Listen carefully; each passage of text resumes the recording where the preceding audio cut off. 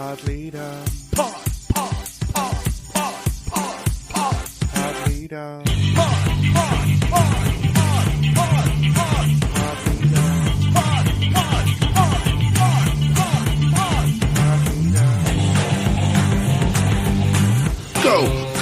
Go. Welcome to Pod Leader.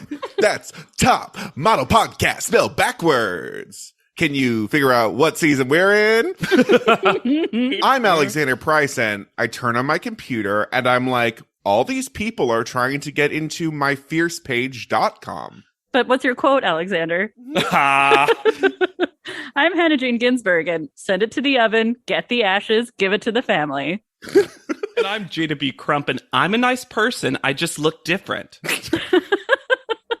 And we're, of course, talking about Cycle 14, Episode 1, Be My Friend, Tyra, or as I like to think of it, the girl who walked into the accent trap. Absolutely. And also, right before we get into Anchor and a DM I want to read, I want to start this cycle with a peek behind the curtain. I need us to talk about what happened with Amazon Prime versus Hulu. Okay. Because, y'all, we almost stopped the podcast. It almost had to happen. So I'm happily watching first episode. We know it's audition episode, double episode. I looked down at the timestamp on Amazon and I realized that on Amazon Prime, the first 2 episodes are each an hour and 3 minutes long, which is a nonsense number of minutes for a show that was originally broadcast on the CW. Uh-huh. So I texted JW and Alexander in the group chat and was like, I don't know how much of this to watch. So listeners, if you're watching along on Amazon Prime, the answer is the whole first episode, and I will tell you when we get to it where that ended. Great. And then 23 minutes of the next episode. Because Alexander and I are watching on Hulu, and we watched what we're going to record right now. The first episode, auditions proper. Second episode, up till first elimination. But then we looked at Wikipedia. Wikipedia follows Amazon and Hannah. So Alexander and I have an episode that we think the second episode they fully had to make up the title for too. It's just so weird that we've joked about Prime and Hulu being different, but this is the first time it's been like show-breakingly different. Like Hannah literally has a text that I screenshot because it brings me so much joy where she's like, I literally don't know what I'm supposed to watch. Figured it out eventually. But you know who does know what to watch? We'll get into Anchor.fm, but I want to read a DM from Rachel because this is great. I did an Instagram story for context of using my second bath bomb ever. And it says, hi, JW, just wanted to say I'm a huge fan of Pod Leadum. And after seeing this story, I had to let you know I'm literally taking a bubble bath right now and rewatching episode 1 of Cycle 14 to prepare for your first episode. Hope you have a wonderful day, and thank you for providing such hilarious and amazing ANTM content. So thank you so much, Rachel. And also, another way to support us. Go to Anchor.fm. Mm-hmm. And you can support us for as little as 99 cents a month, just like Ian. Ooh, Ian. Nice. My fraternity little brother's name was Ian. Oh. JW, is there any name that you have not personally met? No. Here's the thing, and you guys don't understand this. When you haven't found love yet, you just have time for friends. You have time for friends. You have time for friends. So be our friend and join the Leadum Pod at anchor.fm/podleadum. Or just click it right in those show notes. Yeah, be my friend. Anchor.fm people. We have room in our network for all of you, and you'll never be pending. Once upon a time, when I dreamed up top model all those years ago. Once upon a time. Now, there is some funky top model math because we are told over and over and over again that there are 32 unique long-legged beauties. Fuck those petites. Yeah, the description of the episode also on IMDb says 33. I think that's because of what happens next episode, but it makes this crazy. Yeah. I just think why are they so unwilling to disclose how many people were supposed to be in the house? This whole episode, and I loved it every time. Clearly, someone told them, you need to say 13 or 14 or you're going to eliminate 6 or 7 because all the contestants, the semifinalists, are so consistent in their vagueness about the overall number, which yet is a third number. So it's not even like it was a surprise in the way that they wanted it to be. No. The shade of them saying way back cycle 1 when Mr. J still had black hair. First of all, brunette, like dark brown hair, clearly. Yeah. But also, are they trying to make it seem like he had aged? right? That's what it read like. Also the strangeness when it was like, here's a image from cycle 1, then cycle 3. 3? Then cycle 1 again, and then 13. But also, we showed 1 twice, yet no winner Adrian. Oh, of course not. The most consistent thing about Top Model is the erasure of winner Adrian. But I do think we're getting the idea, the seed is in Tyra's head of All Stars, and she's like, we got to remind people about Shannon. So, yeah. We get Cassandra. Keep making those dollars, Cassandra. I was about to say, I wrote the note, Cassandra stays the protagonist of Top Model. We get Alina and Sam crying makeovers. Yeah. We get... So even before that, we're told that it's a worldwide phenomenon seen in almost 150 countries. And the ones that were shown on our twirly map are Australia, Thailand, China, Russia, France, and Germany. Mm-hmm. And over 17 countries have created their own version, and the only versions we care about are ones where the hosts have guested on Top Model America. Mm-hmm. Although this whole thing to me really seems like Tyra wanted Heidi Klum to come on ANTM proper so badly. Yeah. And Heidi just said 9. Yeah. Yeah, she's like, I'll make money off the franchise to this day. Tyra, this is also a competition for me as well. We also see Britain's host is Elle Macpherson, who is not British. Like notably Australian, right? Australian. Yeah, famously so, it feels like. Also, the Canadian Top Model, the footage is so grainy. So grainy. It was shot 7 years ago. They donated Cycle 1's cameras. This is a found footage reality competition television show. It really looked like that. Also, can we please stop showing Carrie D freezing in the water as an act of resilience on Carrie D's part? We're gonna push them to the breaking point, like the girl we almost sent to the hospital. Like that was a mistake on the show's part. Not even that. It was underwater shoot, Chinese wires, which was not a photo shoot. No. Cold pool, obviously. Elephant and snake. Also a Cycle 1 reference. Well, I will watch that clip of Robin going, Jesus. It's great. I love that clip so much. Did y'all also scream when they featured Whitney in the Fierce Walk montage? Well, yes. And then I screamed because then we saw Jasleen in China, the season she was not in. I was so confused by that clip because I was like, that's not what that runway was. And then I couldn't remember what a runway was. It's so easy for Top Model to truly erase history about stuff. And why were we subjected to the goddess of fierce and naps again? I'm so It's her tired. favorite persona. I truly believe it was her favorite persona. I do too. Absolutely. They, throughout the whole episode, and we referenced it briefly already, the whole episode and the next episode, they will say tall, long-legged, etc. so many times. And I have a conspiracy theory. I think they were filming this cycle at the same time as the petite cycle. And they literally were trying to remind themselves that they weren't in the petite cycle. So they were like, 32 long-legged beauties. No shorts here. So they wouldn't accidentally say petite models who are petiteing at some point. So all the women are walking around a hotel in groups. The Sheraton. the Sheraton Universal. Mm-hmm. That is good news for Tyra because their event spaces have options for both installed and portable stages so that you never have to hug a single contestant. It's weird that that's the exact description. Does the Sheraton actually come with that many beaded curtains?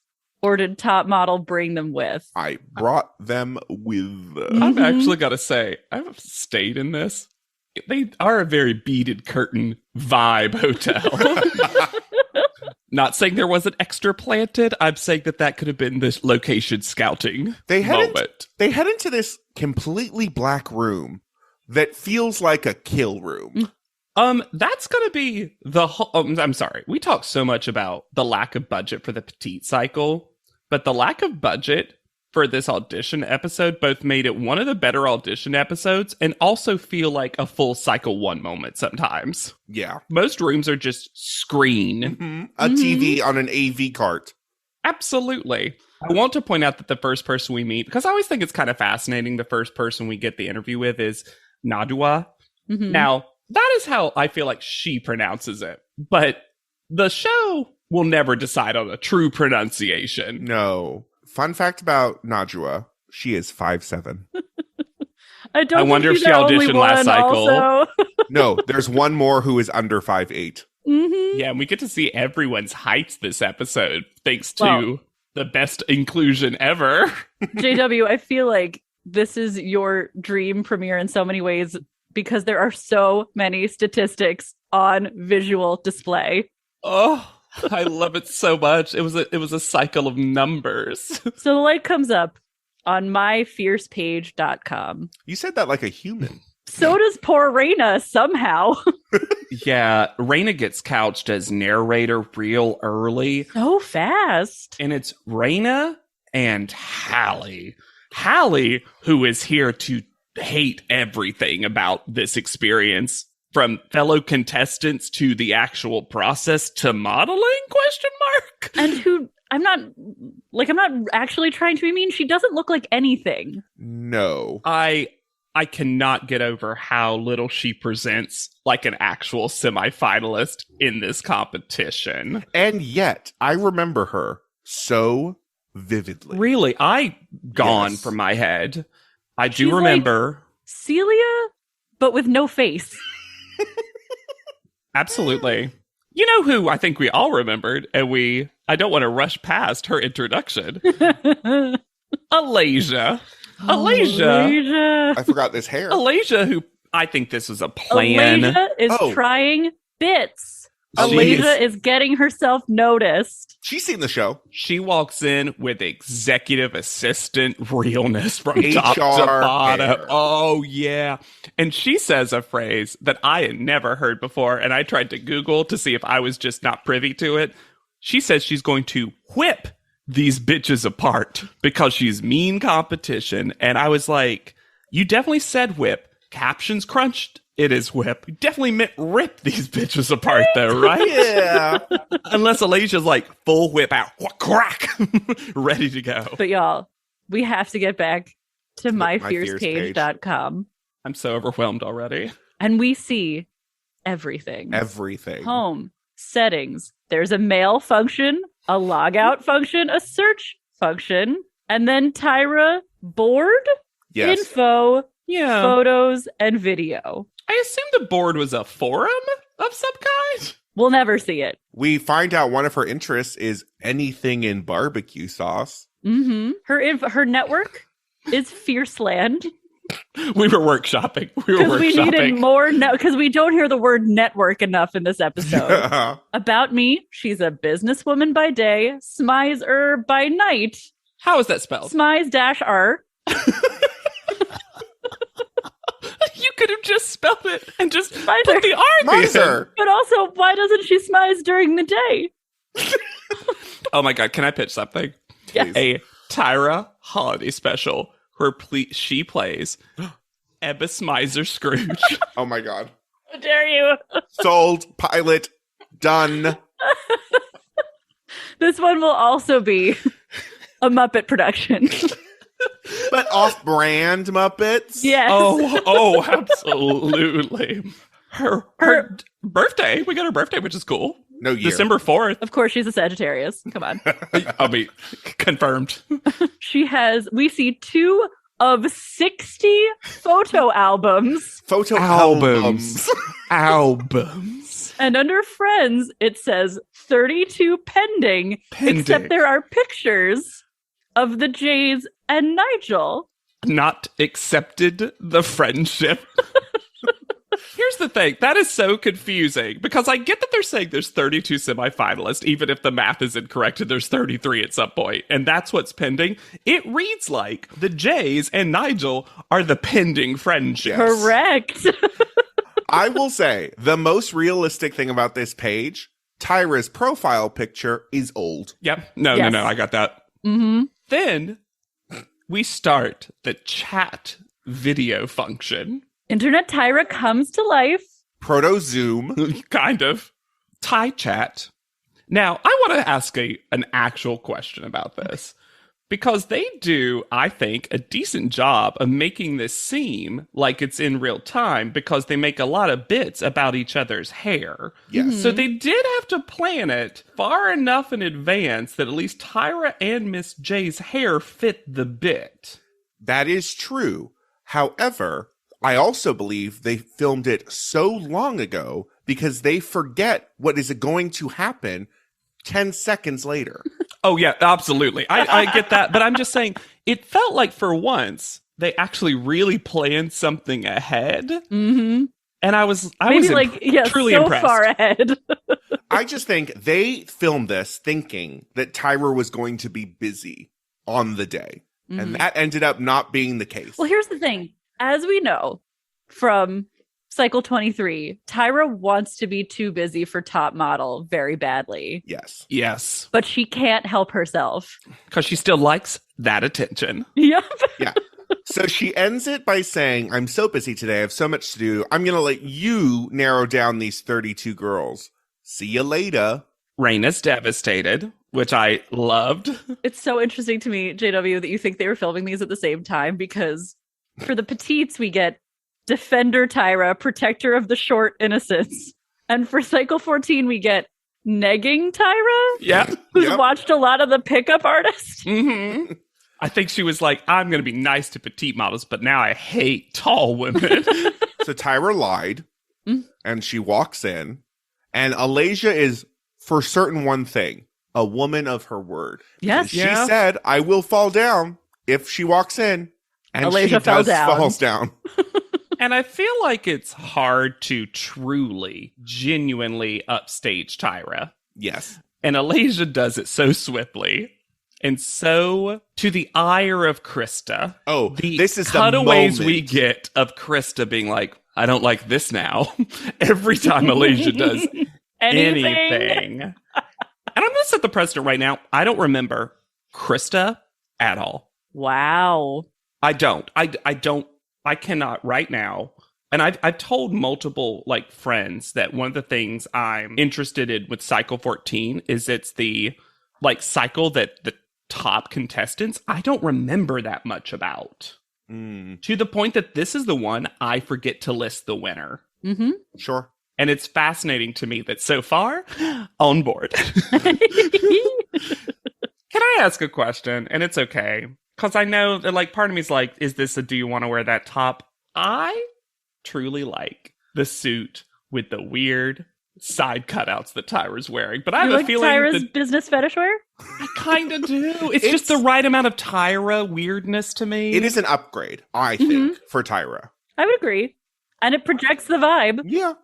They are going for very professional in this audition, and they are doing that, but sometimes it makes it look a little cheap because it's still not expensive. So it's like professional but doesn't quite get there yet. Mm-hmm. Mm-hmm. Someone says that they're worshiping Tyra like she's a goddess from Egypt. And Hallie everyone says knows the goddess of fierce is Grecian. Is Yeah. Grecian. Hallie, Come come on. on. Come on, Hallie.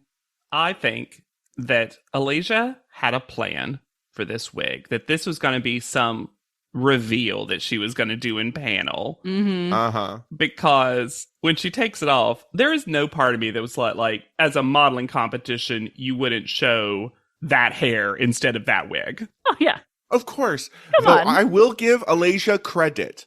She packed that hair very well under that wig. Yes. Who knew?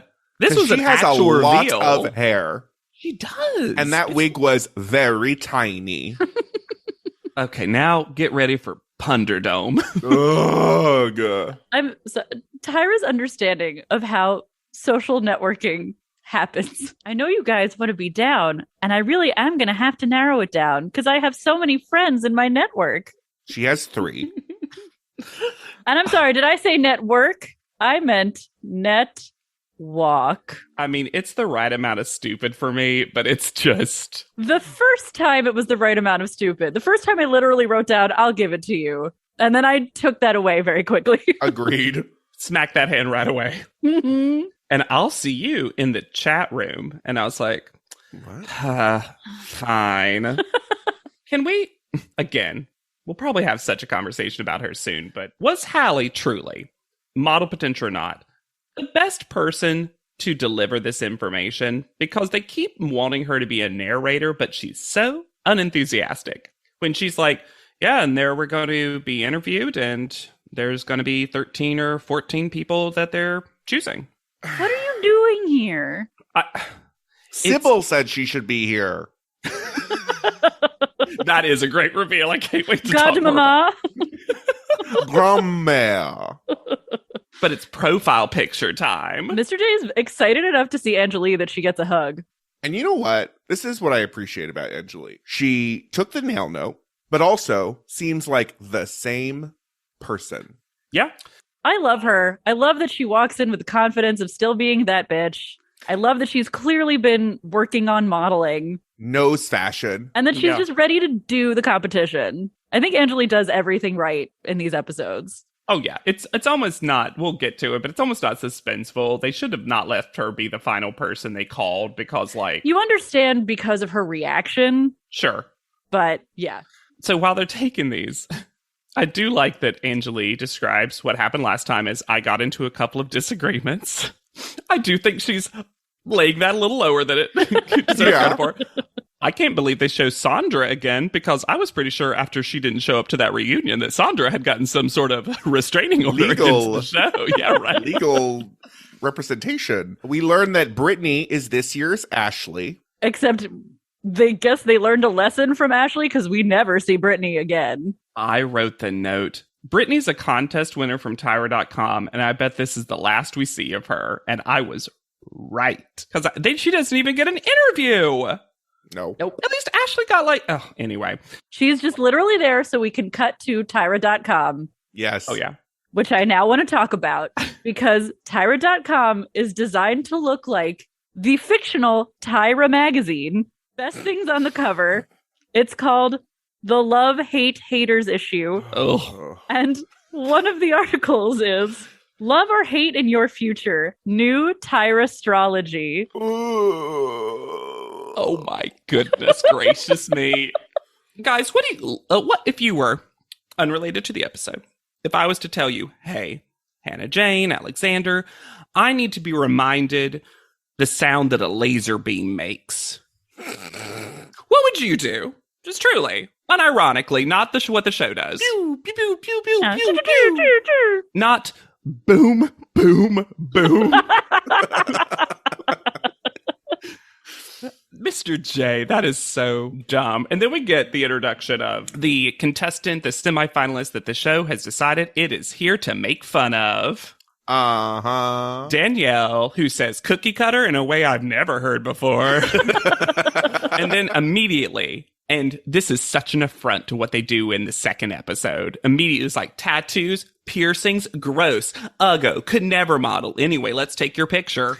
But actually, you think you're different, but you're not. But you sure are acting like you're different, but you aren't different. Why let her be a semifinalist to just treat her like doo-doo on a stick for the entire time? And I know she allies herself, I think personally, just because she was kind of shy and someone latched onto her. Yeah. But that did she not seems- seem like a relationship of equals. But No. this is what I would point out about her tattoos and piercings. Oh, she has a tattoo, Mhm. a singular tattoo, and a septum piercing that can be voila, flipped up into your nose. That she does. Yes. And I'm sure she'd be so comfortable taking out the, like, I don't know what they're called, like the lower lip things. The Viper bites. Yeah. Ooh, that's what they're called. That's sexy. Mm. Then Miss J starts the walking, where he's going to screen them. The net walking. The net walking. Yeah. I'm so sorry. To screen them to see who has viruses. Yeah, he working at the free clinic as Miss McAfee. Miss J is obsessed with viruses. What You need happened to to get Miss him some J's email malware. account? Yeah. Someone got caught up in a phishing scam. I just wish that we'd had one contestant, like someone who is really into it, to make puns back. Like, I really wish someone had just jumped up and been like, "You're looking for a virus? Well, my walk's the malware." Like, that's... I wanted a contestant to, like, get into it, because all the contestants seem full confused the entire time. And I'm like, this isn't a hard theme. Where's our Sheena, who's like, do they have technology that can clone us, that can make us into perfect robots? Do you know who I think Sheena is? But we don't see enough of her. Oh, don't talk about it. I'm too sad about it. Gina. Gina is Sheena. She does. I mean, and she was there to play, and they don't let her. The show calls her Jenna. I don't know if it's Jenna or I Gina, think it's Gina. but I loved her. Here's the problem. We don't get enough of her to know. Was very sad that she was dangled in front of me this whole episode. Yes. She is so fun, and she is a GIF machine. Mm-hmm. The way she reacts to things, I'm like, oh, you could clip so many of these positive reactions from her. We get more of Hallie. Hallie says, "I'm rich, so what? Fuck everyone else." The way she says the 2-word phrase, "that money," is super weird. I'm not here to get that money.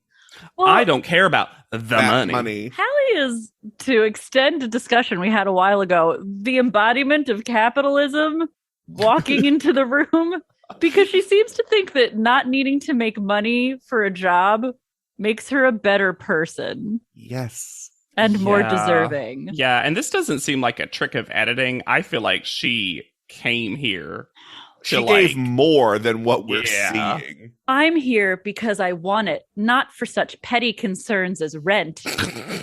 A career. I don't want to work a day in my life. She's like the complete opposite of the entirety of Cycle 13, where everyone was here because they also needed the money to Mhm. support a family and their own lives. Hallie was like, I didn't relate. Is that what shorts go through? I don't understand. Where is this Gabrielle confessional filmed? Under what stairway in the hotel? You hang a beaded curtain, it could be anywhere. I'm going to say this. I don't remember much of her for reasons that become apparent when you watch multiple episodes, but Mhm. I find Gabrielle stunning. Stunning. Yeah. I am like knocked on the floor by her looks, and I like her general vibe too. I called Alexander, speaking of general vibes, I called Alexander to make a prediction, because I think we haven't talked about her at all yet, actually, because she hasn't really been presented to us. But I think we had some people being like, who's Alexander going to hate this cycle? You know, and everyone's tweeting about Brenda. Yeah. Wrong. I say that Alexander is going to hate Alexandra, Oh. because Alexandra is the embodiment of everything that I have learned Alex hates about, like, just bad top model contestants in his eyes. And I called him and I was like, I need to know that I'm correct about this. And he was like, oh, Alexandra, like, immediately. Yeah. I'm not saying Brenda's good. I'm not saying I'm on board with Brenda. No, this is not a defense of Brenda. No. I would never. But I feel like we're going to have fun making fun of Brenda, while every time Alexandra is on screen, I'm like, wah, wah, wah, wah. I did look up, because I didn't know this. Did you guys know what the word intramural means? Because Alexandra says she's been the captain of, like, every intramural team. And I was like, it's like flag football? Like, I didn't understand I what thought that word that meant. too. The definition is just, like, within a school, essentially, like Right. college or whatever. But there's another definition for intramural that I've never heard before. Situated or done within the walls of a building. So now I like to imagine my headcanon is Alexandra's the captain of every indoor sport, where she's like, gotta have 4 walls, gotta have a ceiling. No beach volleyball for Alexandra. Absolutely not. Croquet, haven't heard of her. Get your lacrosse stick away from me. But badminton, done. Indoor badminton, ready to go. So we head into the chat room. Don't love Tyra's boob window top. Ooh.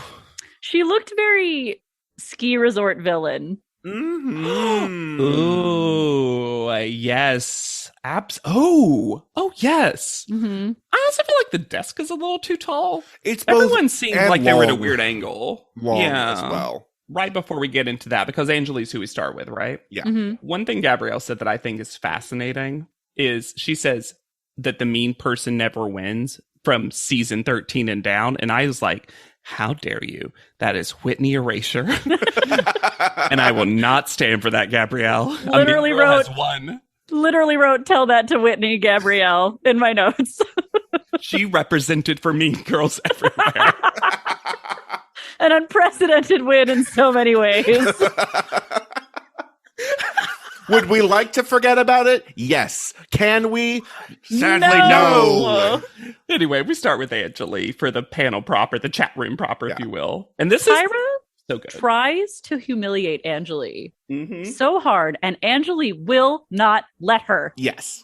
But I will say, Angelique comes in and is the first of many people who I think made up a story in their interview. Because this, yeah, my mind was, it was a guy. That's why, like, and then I also went to therapy, Tiffany. And, Tiffany's fashion, made it right? Yeah, Tiffany has made it so that and if you don't remember this from our discussions, listeners, like Tiffany later said in an interview that she made up the whole going to therapy thing to get on the show again. So now we're all like, about anybody who says they went to counseling. She doesn't make up her fashion knowledge though. At all. And then it is the cutest, best, to your point, Hannah, when they try to humiliate her and she mispronounces Givenchy. And Tyra's like, oh, that's not how you pronounce it. And Angelique goes, oh, it's French? Oh, it's Givenchy? Was that right? Like, I loved With that. her little French face. so good. Such a good way to like deflect immediately. Oh, it's French? Okay. And also, like, of Love course it. she might not know how it's pronounced. She's probably never heard it. She's read it. In a magazine. And it's just so classist to make fun of someone who doesn't have access to that knowledge, right? Because if Tyra said it wrong or Jay said it wrong, it's like, well, you should know better. Or as Yeah. we're about to find out, Hallie. Well, Let's get into it. she comes in fake excited. Oh, this Which is is still the like fakest. a 4.5. The fakest. And then, have you ever talked so casually about the death of a family member? Miss J cannot believe it. She was also as expected. And also dismissive hand wave when she says it. I'm like, Yeah. Hallie? Because she's a trust fund baby, in her own words. Literally, yeah. She's never worked, and neither has her mom, thanks to dead grandma. And also, her godmother is Sybil Shepherd. Ever heard of her? Who is Tyroned as an actress/model, which... and then this is what I have a problem with. If Hallie is so rich and has so many connections, how is she not a model? Why does she need to come to a TV show? Oh, is it because you're a nothing of a person? Yeah. Survey says yeah. Can I say this? I did a real quick search about the model thing because I didn't realize that part of it. Sybil Shepherd competed in the 1968 Model of the Year contest at age 18 and then got fashion model assignments through high school and afterwards and was on Glamour magazine's cover. So she was a model very young. And I gotta say, there's a picture of her from some magazine just called Teen, which is great. Teen magazine. Teen! She gives Twiggy vibes. Sure. Yeah, it's interesting. But I think we all know her from Sybil. Like And Moonlighting. Yeah. I've never actually seen that show. Is it good? It went down when they got together. Did it really? I can't tell. I don't know the show. No, I it don't know literally what it was a will they won't they show. Oh, And then they got together and the show was like bad. But also everyone for like decades on television, that meant that they kept romantic partners apart for way too long because Yeah. they thought it would kill the show. And it's Oh, just like, do better. absolutely. Yeah. I do want to call out the show a little bit, and this is not me defending Hallie, but I think it's a really weird dichotomy to be both impressed by someone's fashion and then to pretend to act aghast that they're wealthy. Agreed. That's true. Absolutely. I will say her fashion is fine. It Yeah, is it's no not Celia. No way. She just buys. I don't think Hallie has like style or taste. I think she has money and knows labels. I think that's fair. I will say this. For me, one of the things I noticed about all the panel look, I think this is a really strong cast styling wise. I'd agree. I think that a lot of people walk in twirling, but they also walk in and I'm just like, oh, this is a look. You know, this is like a look that's specific to you, but also feels model appropriate, which I appreciate. Even from our contestants, I wouldn't have necessarily expected it from. It's time to humiliate somebody else. Okay. But before they humiliate her, I'm going to humiliate her a little bit. Okay. So Simone comes in. I'm going to say there were no acting classes at Duke because she says, so psyched to be here. And I was like, you could have tried a little harder. Could you I like Simone, though. I don't dislike Simone. I just think she didn't sell nothing there. Did she remind you of Ashley from Greek a little bit? Yes, she does have that energy and just like, especially because Ashley was so tall. Yes. I think just like, and she then was like a Delta Gamma and all this other stuff. I guess I have a little like soft spot for Simone because I knew a Simone in college. I went to Wake Forest, an extremely not diverse, mostly white college. And I knew the one, I won't say the actual sorority, but the one Delta Gamma who was the 1 out of 75. You know what I mean? And so I kept projecting that person I knew onto Simone. I feel like...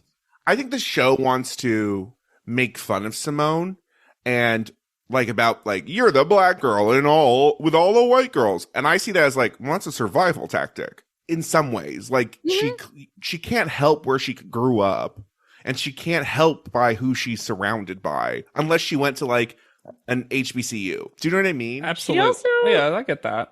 She seems very comfortable in herself to me. And when they immediately try to do the Valley Girl voice, I'm like, that's not how she talks. That's not how she talks. That's not how she talks. Also, I do think there's something kind of, and this is the like the weirdness of Simone, which I appreciate. I think she doesn't 100% get when she's being made fun of. Or she's got such a good politician face that they're like to her face making fun of her, and she's like, sounds good. Straight to the finals. Like she's just like, kind of doesn't get mockery in some ways, which is kind of fascinating. I will say that leg up pose that she does. My God. We get some girls who go all in on insane poses at the end of the runway. And arm on head is one of them. Leg to knee, left hand blue.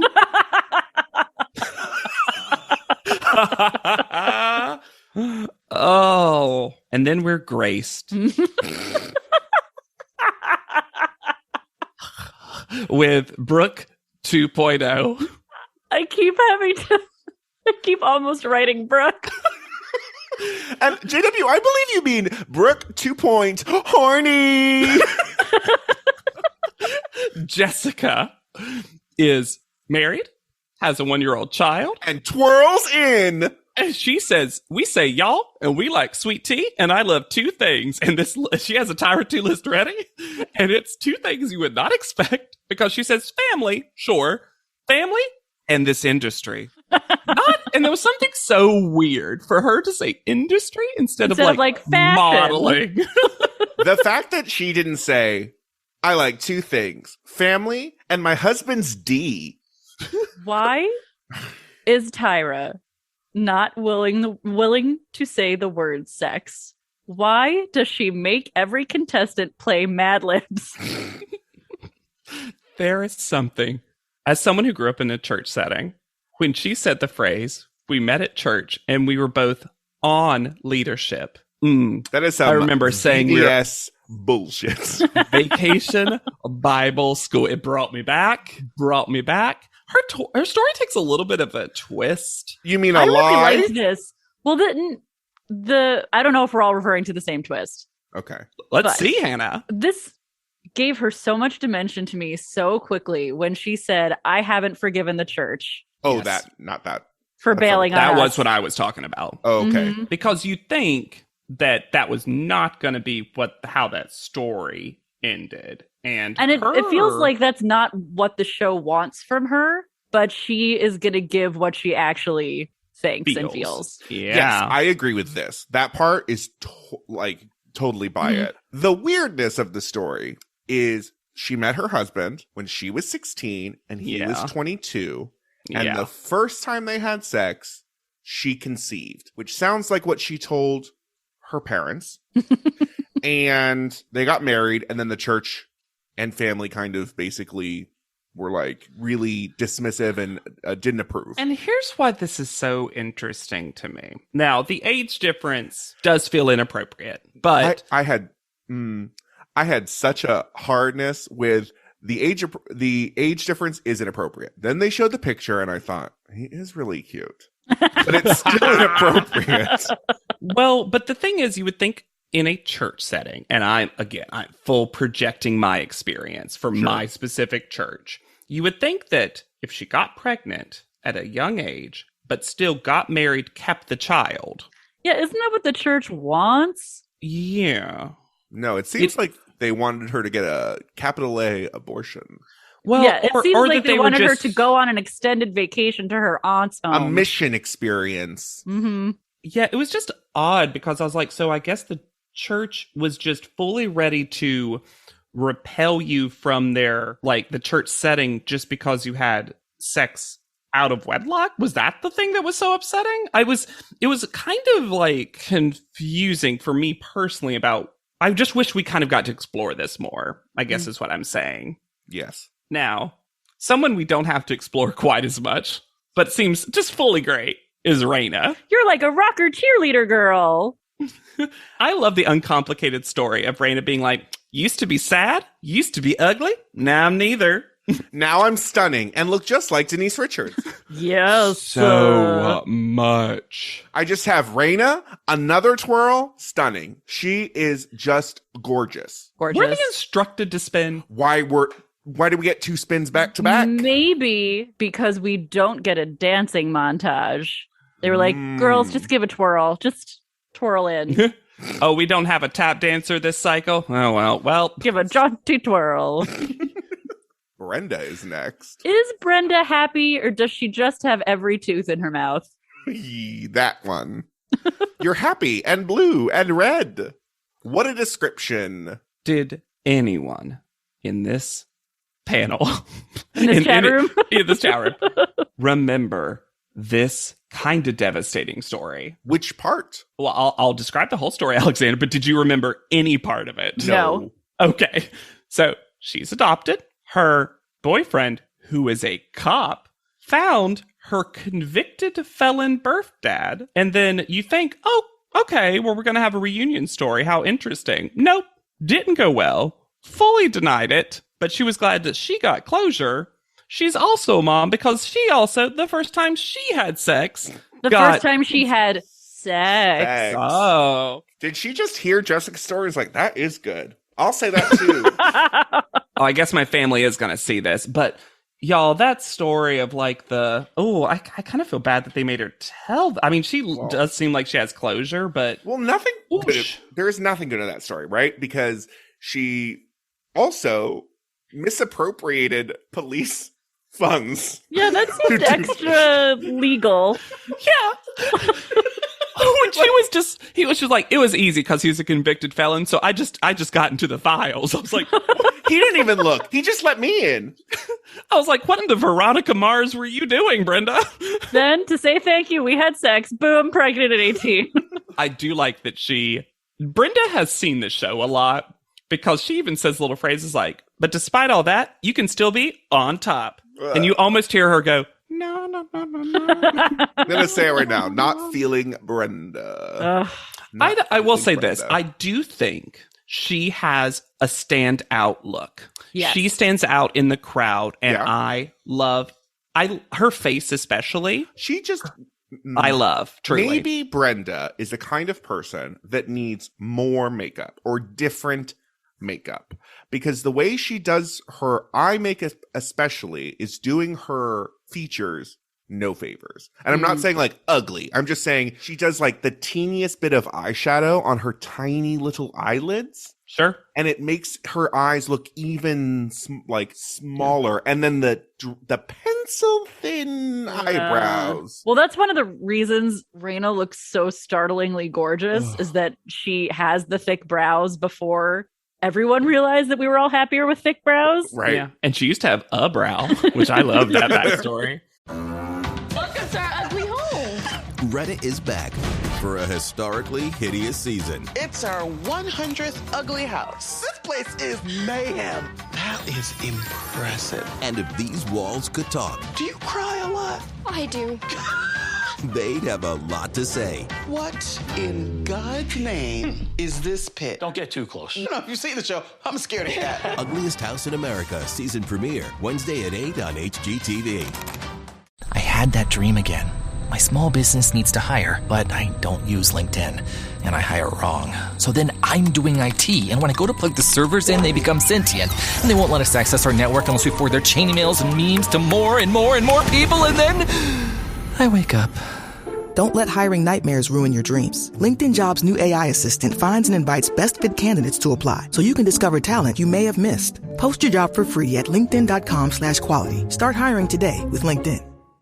Oh, it's such a clutch off-season pickup, Dave. I was worried we'd bring back the same team. I meant those blackout motorized shades. Blinds.com made it crazy affordable to replace our old blinds. Hard to install? No, it's easy. I installed these and then got some for my mom. She talked to a design consultant for free and scheduled a professional measure and install. Hall of Fame son. They're the #1 online retailer of custom window coverings in the world. Blinds.com is the GOAT. Visit Blinds.com now for up to 45% off site-wide and free professional installation. Rules and restrictions apply. Did any of you think that this is what Alasia would wear to panel? You mean New Sunday? Alasia came in with too much of a plan. Yep. Alasia comes in with every story possible. When she said she used to go with boys, but now I go with Christ. And to her credit, she almost gets the passage. She's not far off. It's Galatians 2:20, but she says Galatians 20. I'm like, oh, you basically remembered that. And when she called herself Naughty Girl. Oh, don't remember Naughty Girl.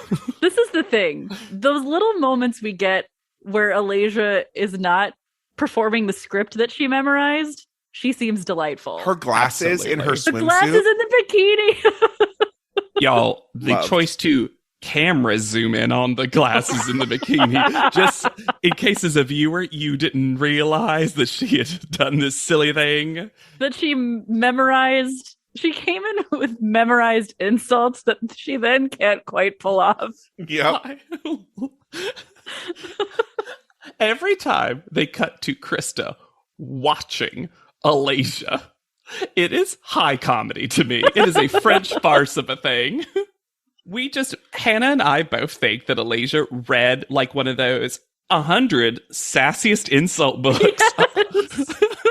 And then came in hard with like, okay, well, I've memorized. I think I have. Okay. Who do I hate? Krista? Okay, well, this is what I'll do. Krista. Guilty people will point at you with one of their fingers, but sometimes their other fingers will be pointing somewhere else. And I don't know how many they are, but they'll regret it. Page 53. My fingers go backwards, but I don't know about other people's fingers. Maybe they go to the sides. You know how like sometimes when you flip you flip yourself off and your thumb either goes out or in? Well, that's another number that may be added or subtracted. But you know what? I can give her, and I will give her shit for this all day long. A, it works. B, still like her. Yeah. Speaking of people I like, Krista has such a great panel. And the specificness, because I knew exactly for once what Tyra's weird brain was visualizing. When she says, you look like the Barbie who comes with the room. I was like, she is dressed in that Barbie dream house fashion. I get dress it. And those fingerless gloves were so offensive to me. What? I found it a moment. I loved it. I loved it too. I hated this shiny dress. Oh, I think that she was a standout. Me too. I think then the pink penis moment. Oh. Where we learn more, I think, about Tyra than we do about Krista here. I think we learned the most about Miss J, which is Miss J is here for Krista. And then Krista's whole deal is she's a walking Barbie all the time. She's just like, it's all about, I love when she said it's all about presentation. And she's like, I don't even go to the grocery store without heels on. Why would I? Sneakers? Never heard of them. I love this vibe.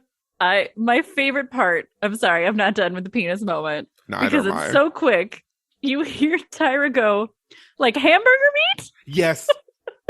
Yes. What? Does Tyra not know what raw meat is?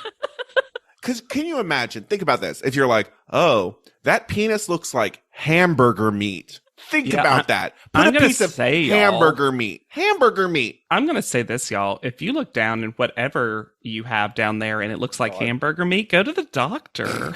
Ground meat. It was so funny to me. Amy comes in, Doubly Amy, part 2. Looks exactly like a young Carol Kane. Yes, she does. Sure, absolutely. And she is also not here to be made fun of. Mm-hmm. But she is here to be like, I don't really do musical improv. Well, to be clear, I sing. Because I love just like how she's like, her whole thing is almost my opening quote of, because I think that would be a lovely thing to do. Well, and she's like, I'm not doing more verses. Yeah. Just here for fun. Does Tyra know what Broadway is? No. What Alice in Wonderland is? Unclear. That's a maybe on that one. This is just Tyra. Also, Tyra don't know what a tune is because she can't hit a note. Well, let me ask you two. You both seen more Broadway shows than I have. Yes. Do a lot of them start with someone coming up and not singing and just describing the other person they're with and then allowing them to sing? Yes. Mm-hmm. Ah, okay, great, cool. I should see more. Tyra really captured the essence. No, Tyra's talking about a library story time. Also, hard take from Amy. Don't believe in reincarnation. That was my favorite thing about Amy. I believe I only have one chance to live, unlike most people. Or, yeah, I was going to say, is it that Amy doesn't believe in reincarnation, or Amy believes that you only have a certain number of lives and she's on the last one? Yeah, I like the idea that Amy's a cat and she's already wasted 8 of those lives. Speaking of life and death situations, though. Well, great transition. Thank you. One of my better ones. Tatiana comes in with a story that gets more story and leads me to really like her and the panel to really hate her. Y'all, I cannot believe that a volunteer mortician is a thing. That sounds dangerous. That sounds like a John Oliver segment. It kind of does. Also, the music cue when she says mortician, it's as though the world of Top Model stopped. Yeah.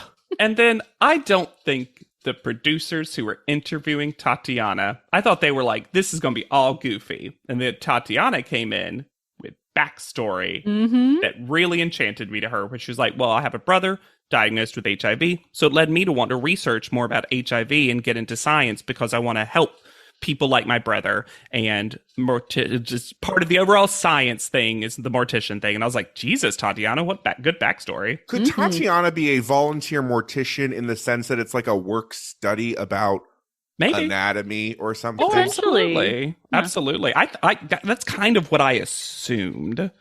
Unless she was just walking around trying to have science jobs. She's also stunning. Yes. I find her so stunning. And Hannah, I only say this because you've mentioned this. Did you feel seen by the lower voice? I did. And just the matter-of-factness. Yeah. I love the whole vibe. You know who is not enchanted by Tatiana? Anyone else? Mr. J, especially. How dare she wants to check out the modeling world after being in science for so long.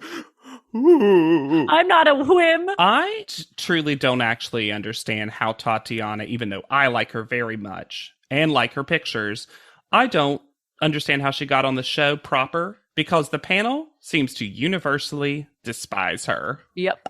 We get a lovely interstitial. This is one of my favorite notes that I've ever written. Jessica finds out what a drag queen is today, except not really. So Gina, I'm going to pronounce it Gina right now. Gina is talking about how she likes drag and even shops at like the drag makeup stores and the drag clothing stores. And Jessica hasn't heard the word drag before. No. And they explain it by just saying it's like big makeup, big hair, this, very that, sparkly and huge hair. And she's like, oh, great. And I'm like, you didn't explain to her what drag is? My favorite part of this exchange is Raina, who definitely knows what drag is, living for this explanation and being like, I can't wait for Jessica to find out what this is. It feels like they gripping. She's just like, she is. It's like they're trying to keep it a secret from Jessica so that later Jessica will have a fun surprise. Yes. It's like when a little kid asks you for an explanation of something adult and you don't want to give it yet, and then you picture them going into a situation very confidently acting like they know what it is. Mm-hmm. It's the whole vibe here. Yes. But Gina, if I didn't already love Gina, apparently Tyra and RuPaul both owe Gina some royalties. Yes, they do. Because she apparently has a whole second life as a writer, romance novel writer, in a world called Glamazonia. Planet Glamazonia in the Glamazonian galaxy. Not only do Tyra and RuPaul owe her money, so does Mr. J, because this is the book that he makes up in his Romana Clef book. Uh-huh. It's a planet filled with very tall, beautiful women, and every year, once a year, there's a male sacrifice that's brought to the colony to procreate. Yeah, it felt very YA novel until she got to the male sacrifice. Well, and here's what I'm going to say as the podcast's resident sexy book expert. Yep. The way that they go about this with Mr. J, I found offensive because in books like this, the male sacrifice is always extremely willing. Well, we know this is clearly Tyra punishing Jay. So when they shove him down on the floor and he's like, why am I doing this? Stop and Tyra yells, we need male sperm. We need male sperm. And my favorite was, why me? As him saying, why aren't you making Miss J do this? And Miss J is all the way in the back of the room just yelling straddle. And then when she gets on him. She crab walks. She like does a weird, face away, face up, crotch in his face, because she needs that male sperm from his nose. Does Tyra genuinely never had sex? Yeah, I don't know, y'all. That's what it feels like. She's so unwilling to talk or like not perform sex, but you know what I mean. Like she like is so unwilling to do anything that might actually be construed as what any sort of sexual experience actually looks like in a weird way. It's so strange. Also, it's gross. It just also feels like that theme of this kind of passive sexual harassment of gay men by women that feel like they're not real men, so they can do whatever they want to them. Mm-hmm. Oh yeah, I got those full vibes, especially since we saw Mr. J wanting to not do it so much. And I don't want that stigma on Gina's fun story and world, because I'm telling you, that's not how that should play out. Oh no, they literally probably die from jizzing. Mm-hmm. We get so many pronunciations of Najua's name. My favorite is Angelie, who can't be bothered to even sort of try and give it as many even syllables as it seems like it probably has, because she just goes, she's a real competition noodle over there.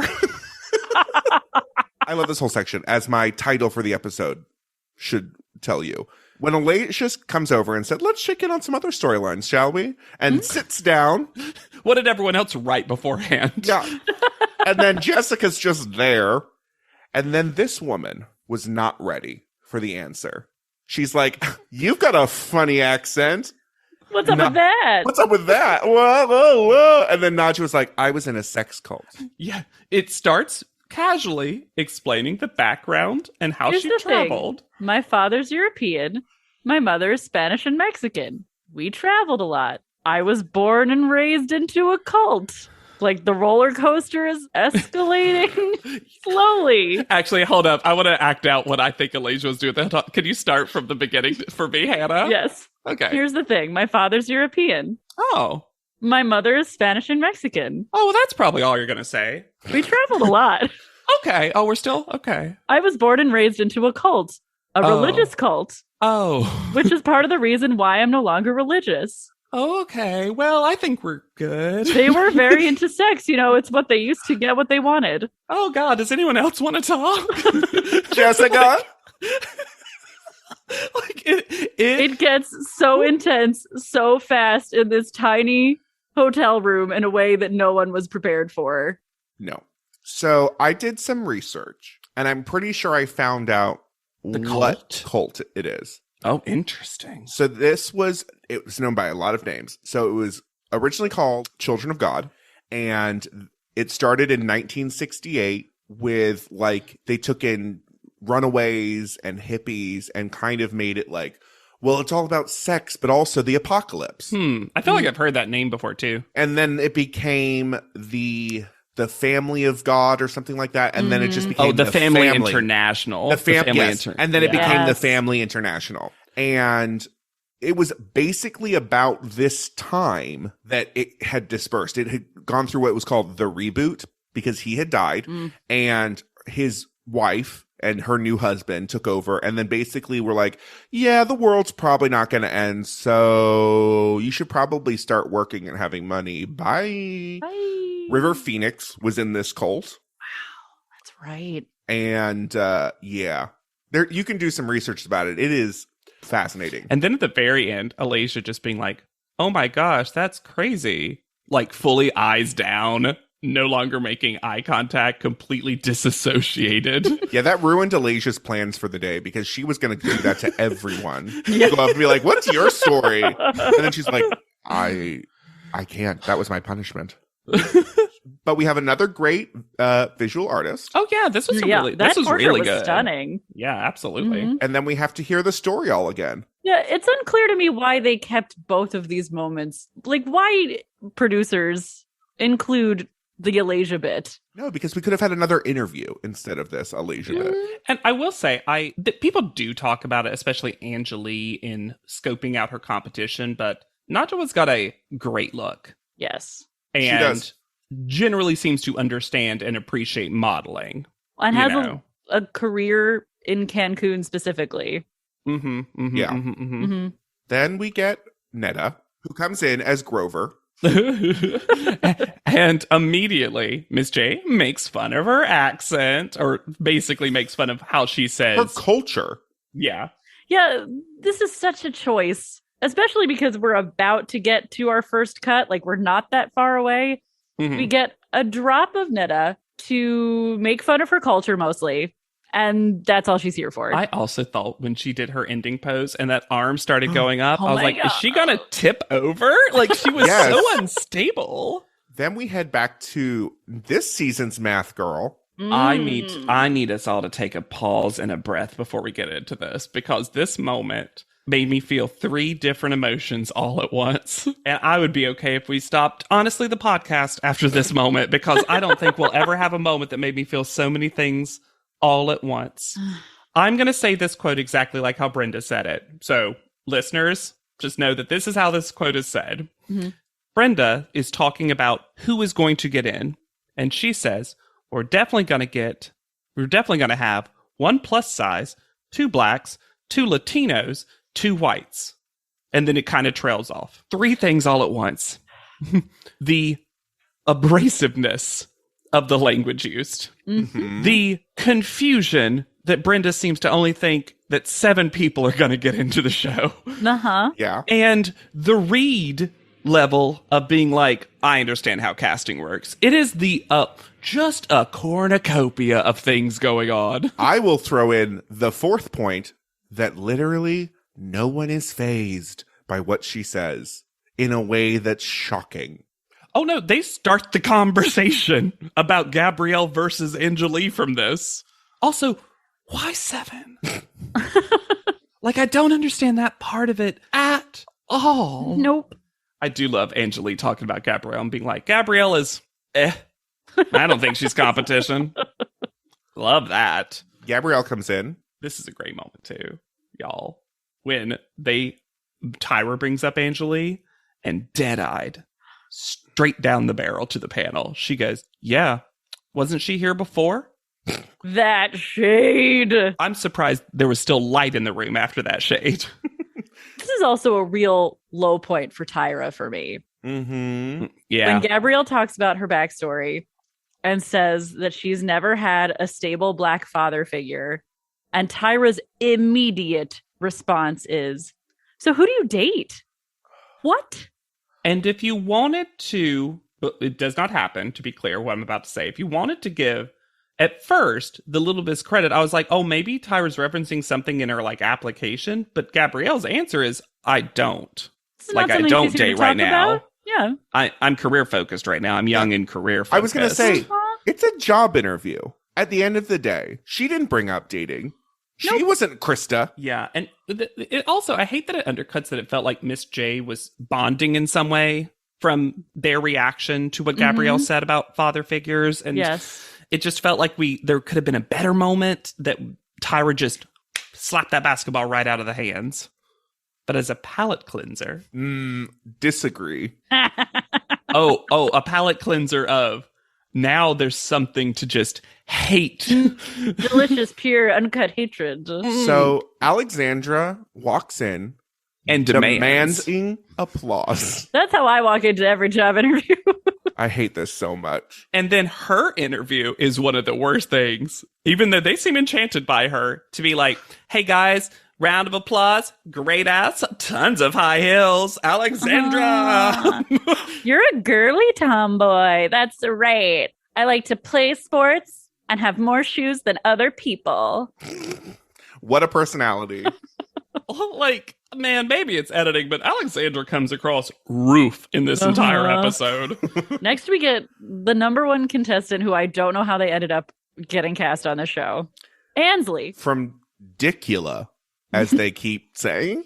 It's trying to make it happen. Right? Dicula. Okay. Dicula. Dicula. And they are like, you mean Dicula? Like a Dracula for dicks? Oh! It's not that Miss J is disappointed. Oh! I want to suck your cock.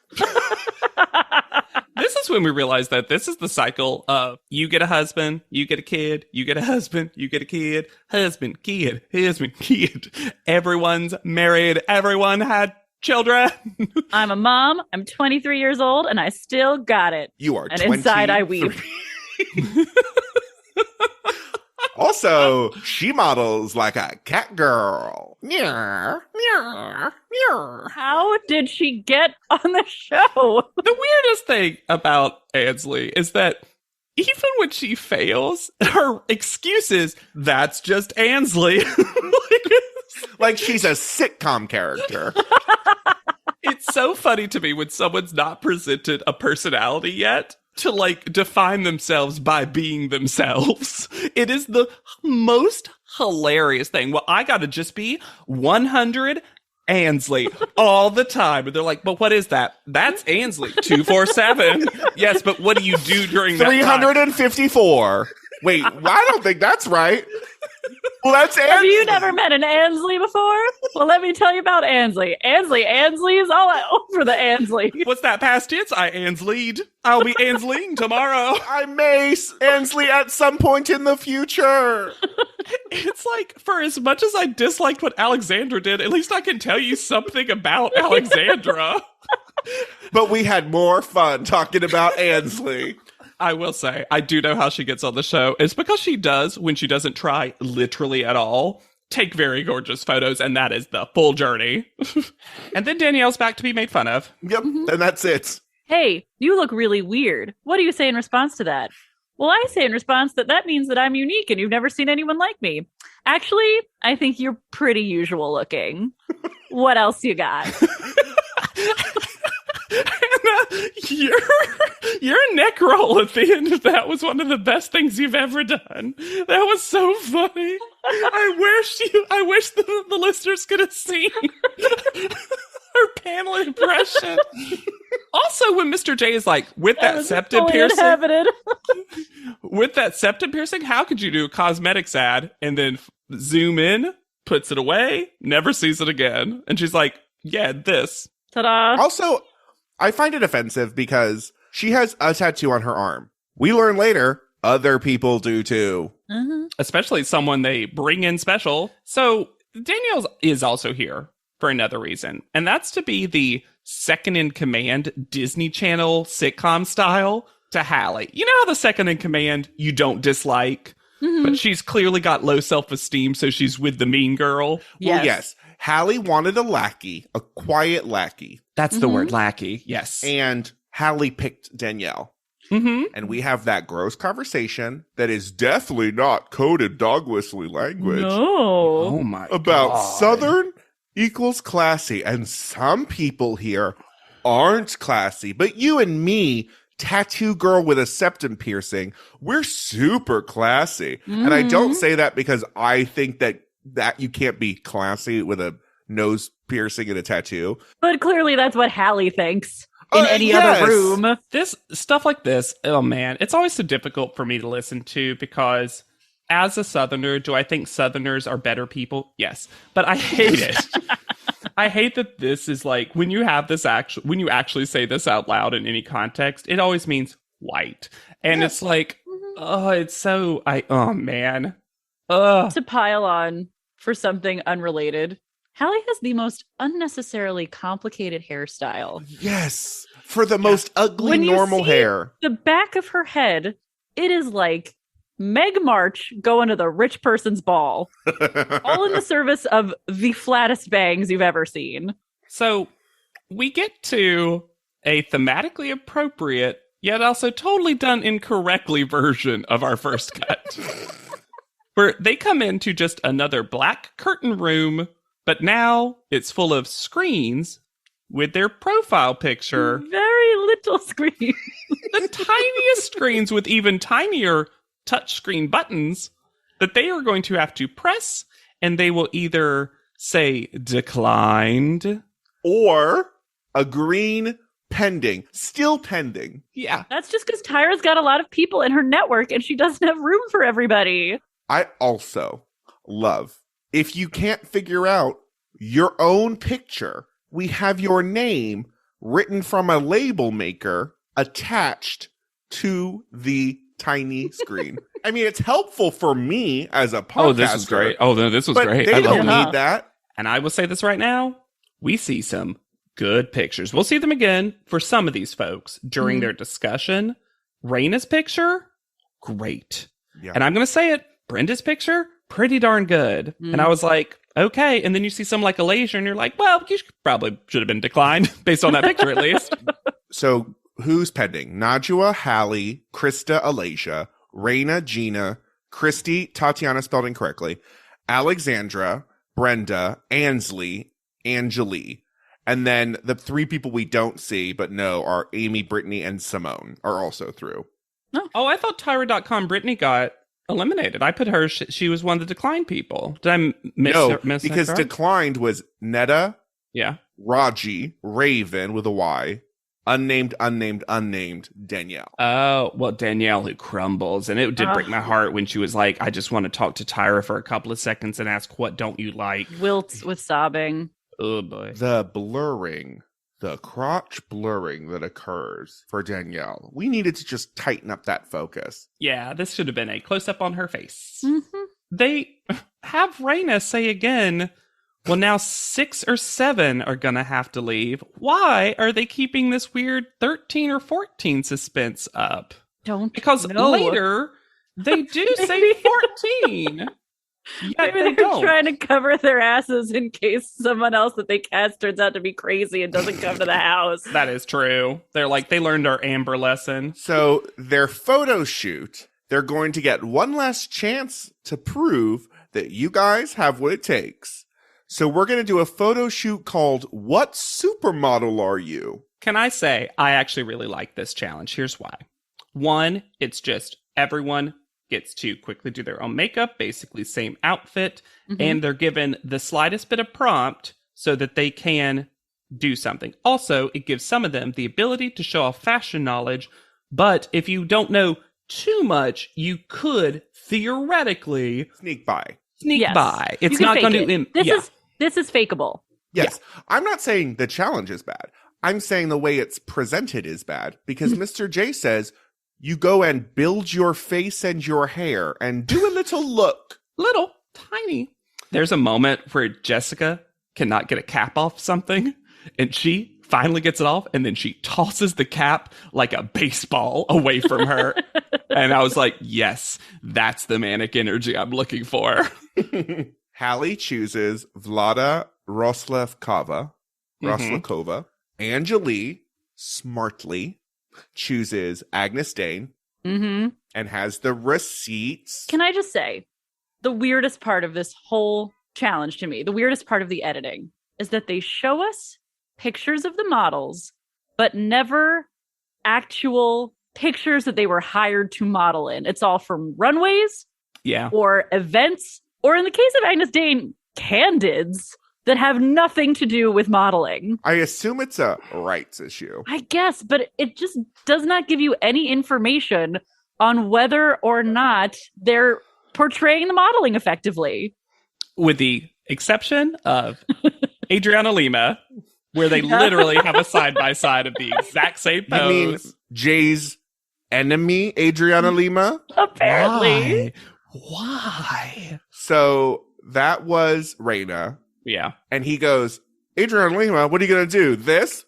Ding! And then they literally show the pose. And then Reina's like, that was the plan. Tatiana chooses Megan Fox, who Jay also hates, and says, okay, I guess pretty hot chick.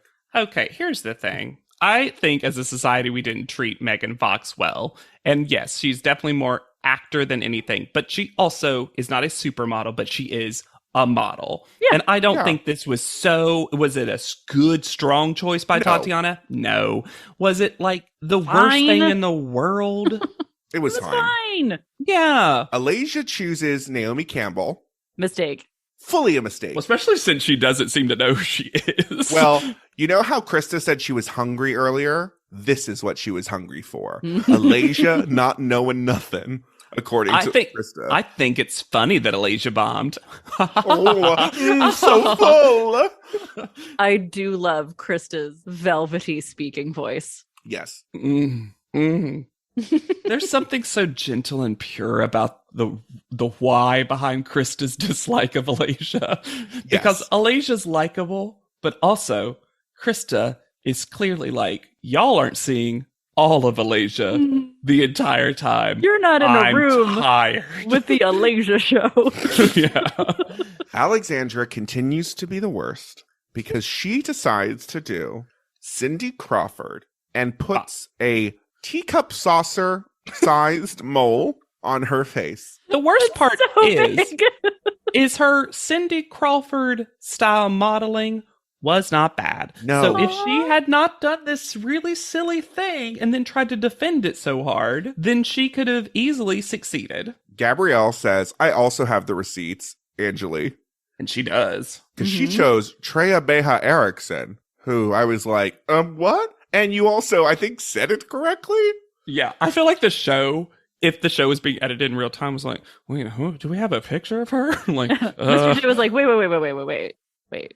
Okay. Yeah, I did like that. Krista chooses Giselle, and Najwa chooses Kate Moss. Which was an interesting choice, I felt like, but I do get that now that we know she's 5'7", icon to her. I get it. We continue to have very different talking heads in this section. If you were trying to predict who was going to be cast for the final, as we learn right here, 14 spots, quote unquote, you could not figure it out from these conversations. You really couldn't. There are some people that they trash hard and then are like the third chosen. Alasia, Alexandra, Simone, Tatiana. Like, how did these women, from the way that they're spoken about, make it onto the show? I would even argue folks like Jessica got a real rough edit in the conversation. Like, people that I feel like were presented okay up until now, but then the show has decided like Jessica's just pretty no model. And saying that Krista is both pleasant and dynamic feels like a read. Yeah. How could you be both? Also, you know who the actual person is? I'm shocked made it onto the show based on the way they talk about her. Simone. Yes. Simone feels like she personally did something to Tyra.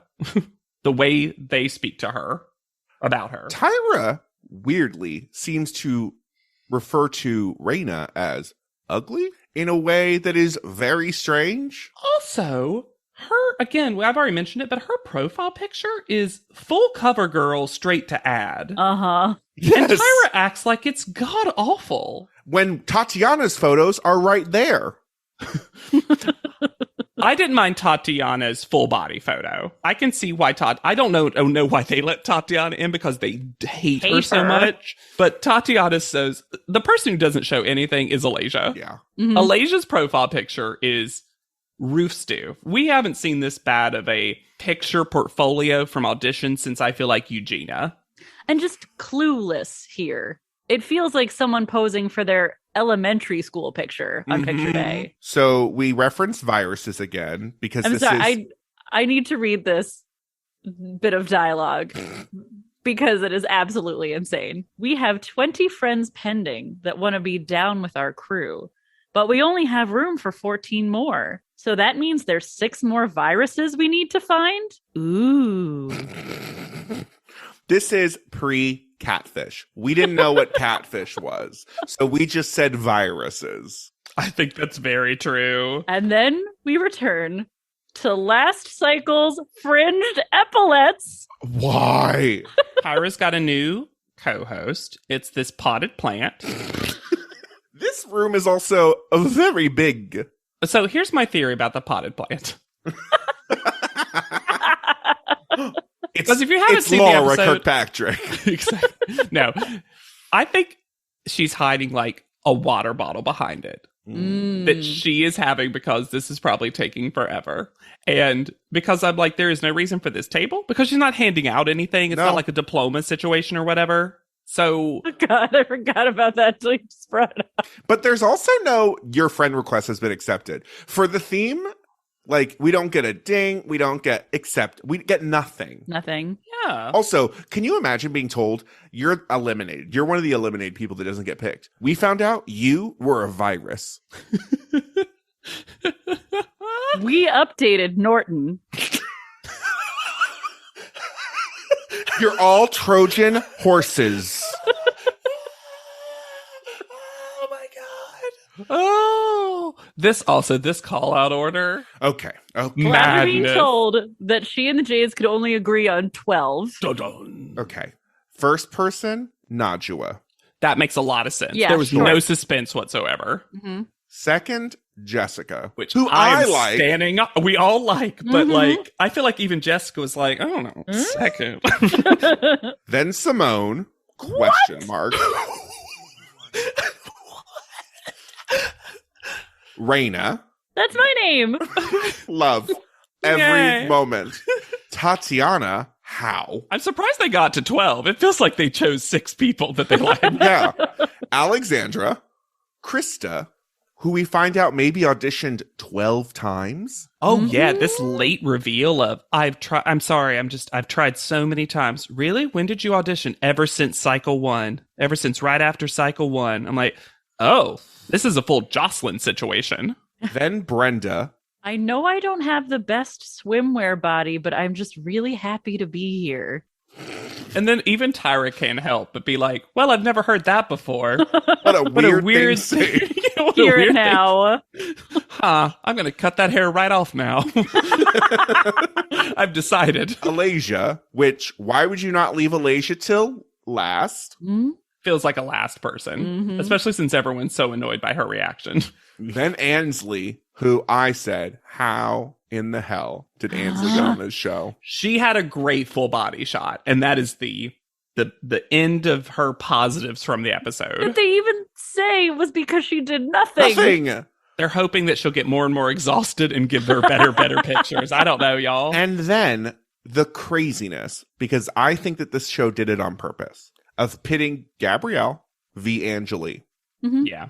It really seems designed to make Angeli cry as much as possible. Yes. Because they're like, we're only going to pick one biracial girl in the show's parlance. Mm-hmm. Yeah. Oh, yeah.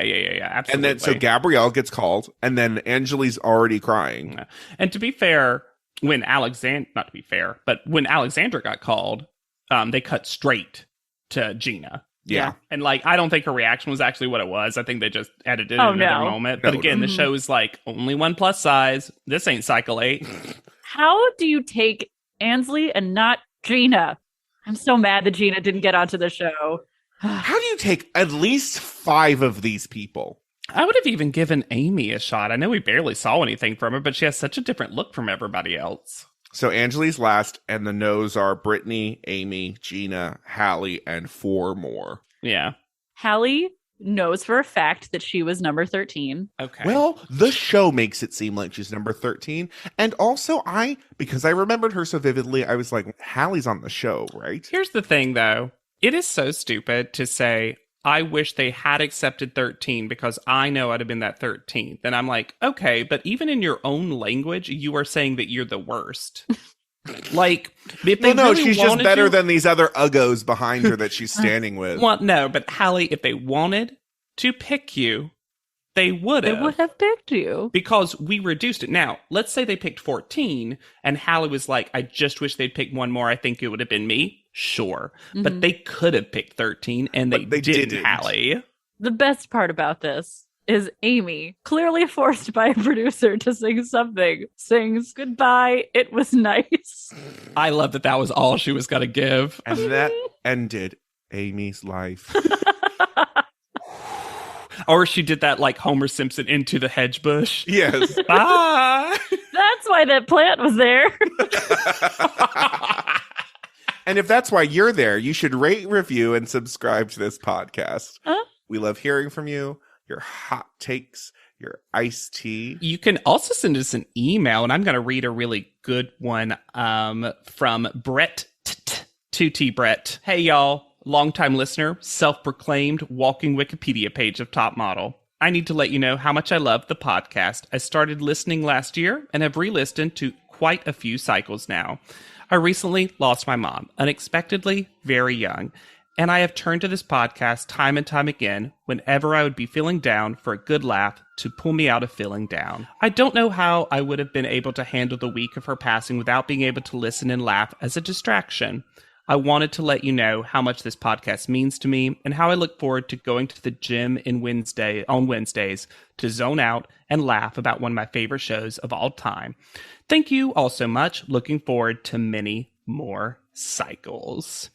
Thank you so much, Brad. It's always such a joy for me, and I'm sure Hannah and Alexander feel the same way, that we could bring you some levity in a tough time. So thank you so much for sending that. And I know we get a lot of messages and emails about how the podcast is a good escape for when you're having tough times, and we read them all and share them all. So thank you all for anyone who's ever sent a message like that too. Yeah, it means so much to us. You can find me anywhere at Yet Charming. Come say hi on Instagram at Hannah Jane Ginsburg. I'm on Twitter at JW Crump. And be sure to use the hashtag PodLeadum, or I won't see it. I refuse. I've just flat out refusing to. We also we did mention the last thing that, again, it's like confusing because maybe this was a 2-hour, 3-hour, 14-hour long premiere, but like Tyra's like, there's going to be a 13th girl. And if you're an Amazon girl like me, don't worry. The last 30 minutes of this episode will be covered in our next podcast. That is still so confusing. That is so confusing. So for PodLeadum, I have been Alexander Price. I'll be Hannah Jane Ginsburg. And I'm JW Crump. And we'll see you on top. PodLeadum is not endorsed by America's Next Top Model, Tyra Banks, 10x10 Entertainment, or any of their subsidiaries. It is intended for entertainment and informational purposes only. America's Next Top Model and all names, pictures, and audio clips are registered trademarks and copyrights of their respective trademark and copyright holders.